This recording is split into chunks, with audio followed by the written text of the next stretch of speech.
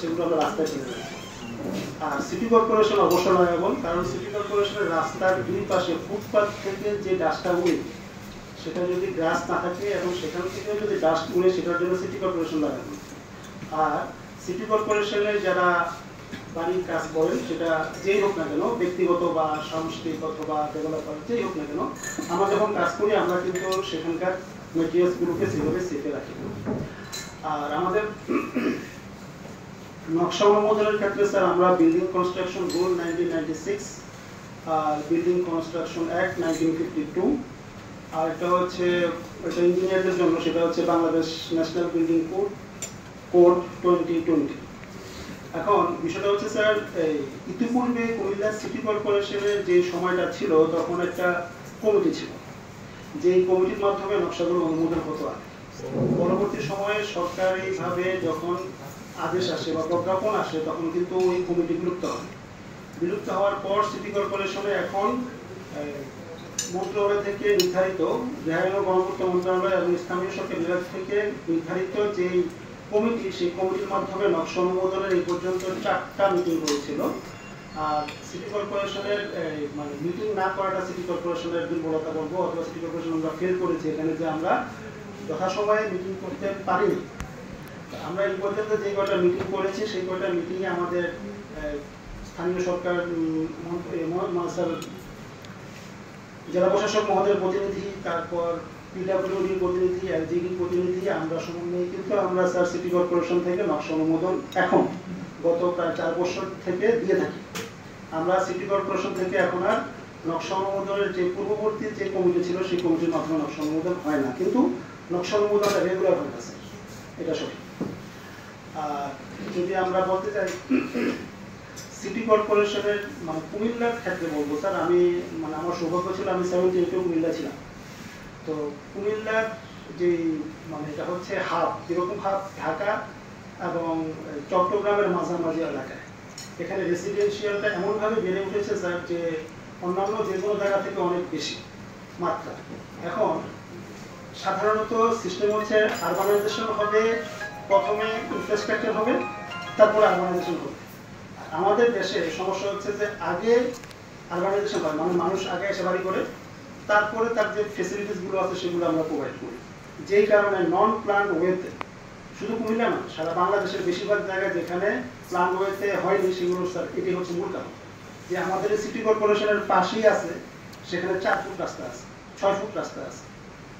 তো আমরা এখন যেটা আমরা করছি যে রুল অনুযায়ী 10 ফুটের নিচে রাস্তায় আমরা নকশা অনুমোদন দিচ্ছি না। এখন পাবলিকলি এটা সেন্সে আসছে যে এখন তারা 10 ফুট করার জন্য চেষ্টা করতেছে, কারণ 10 ফুটের নিচে হলে রাস্তা নকশা অনুমোদন হবে না, সেজন্য তারা চেষ্টা করছে। কিন্তু স্যার যা আগে হয়ে গেছে, এমন অনেক জায়গা আছে কুমিল্লা, তারপরে এখানে অনেকে কুমিল্লার বাসিন্দা আছেন, দেখবেন যে সেখানে ওই ফায়ার ফাইটিং এর গাইডগুলোর কথা অনেক সময় দেখা যায় লাস্টে বেরোটা কঠিন হয়ে যায়। এখন রাস্তা কিন্তু স্যার সিটি কর্পোরেশন বা মিউনিসিপ্যালিটি কিন্তু রাস্তা অধিগ্রহণ করে রাস্তা বের করে না। রোডস অ্যান্ড হাইওয়ে যেভাবে রাস্তার জন্য জমি অধিগ্রহণ করে, সিটি কর্পোরেশন কিন্তু প্রাইভেট ল্যান্ড থেকে রাস্তা করে, প্রাইভেট ল্যান্ড থেকে তারা জায়গা দেয় 5 ফুট 3 ফুট করে দিতে দিতে এক সময় রাস্তাটা আস্তে আস্তে চলা।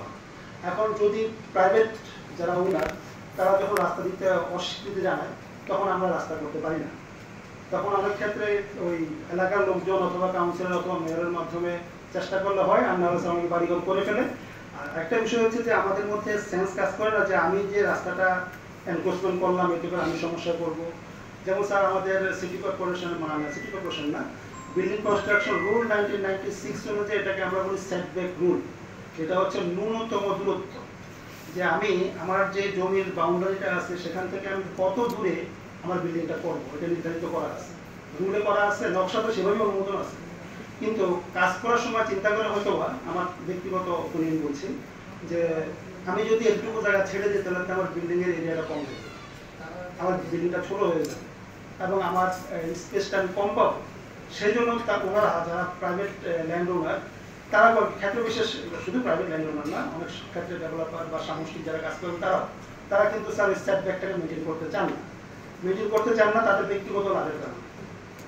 এখন লাভের ক্ষেত্রে কিন্তু স্যার লসও হয়। লসটা হচ্ছে কি, যে ইউটিলিটি সার্ভিসগুলো আছে, গ্যাস, ওয়াটার সাপ্লাই, ইলেকট্রিসিটি, এগুলো ঢোকার জন্য বা বের হওয়ার জন্য যে স্পেস দরকার সেগুলো তারা রাখে। পরে তারা সমস্যা বলে অনেক সময় সিটি কর্পোরেশন এসে প্রশ্ন করে, কিন্তু দেখা যাচ্ছে যিনি আবেদন করেন তিনিও দোষী।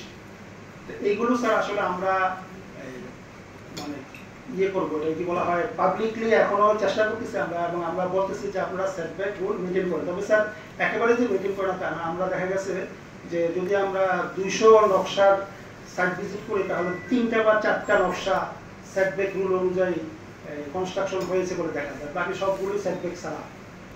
এগুলো আমরা করে থাকি কুমিল্লা সিটি কর্পোরেশনের, শুধু আমাদের দেখা গেছে আমি আপনার চাঁদপুর স্যার, আমি সেখানেও দেখেছি যে মানে রাস্তা 6 ফুট 8 ফুটের বেশি আমরা মানে করতে পারি।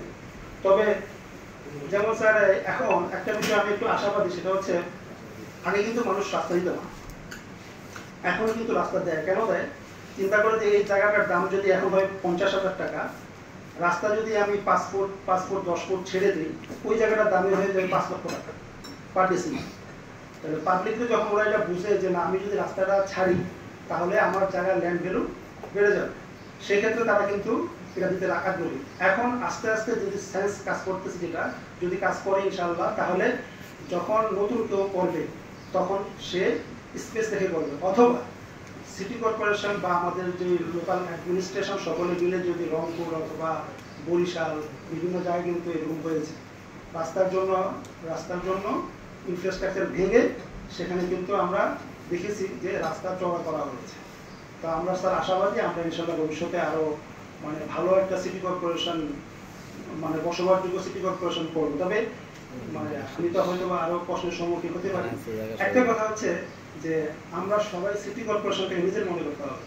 সিটি কর্পোরেশনটাকে যদি মনে করা হয় যে সিটি কর্পোরেশনের মেয়র কাউন্সিলররাই করবে, অফিসিয়ালরাই করবে, আমরা কিছু করবো না, আমরা শুধু ময়লা করবো, আমরা শুধু ডাস্ট তৈরিতে সহযোগিতা করবো, সেটা হলে স্যার হবে না।